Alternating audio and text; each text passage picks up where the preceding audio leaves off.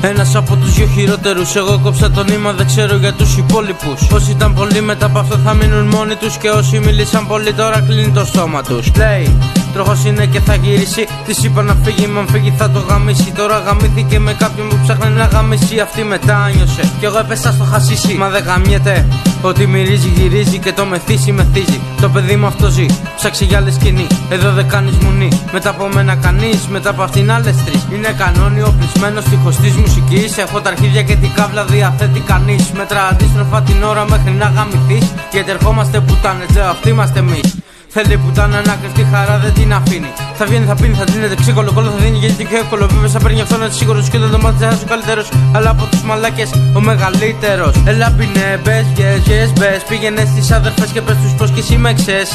Είμαι ο Ντάβαντης, σας θέλω γυμνές. Δεν είμαι ευάλωτος, τρώτε αναλαμπές γι' αυτό. Έχω αρχίδια και αυτό ήταν σαφέστατο. Τσιμπουκονά τη δικιά σου για κάνα τέταρτο.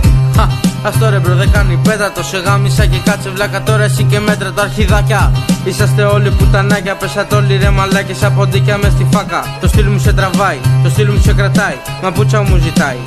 Ναι, και που λες, χειρότερος ο ένας, χειρότερος κι ο άλλος. Από όσους αντικρίσαμε χιλιάδες αντιπάλους.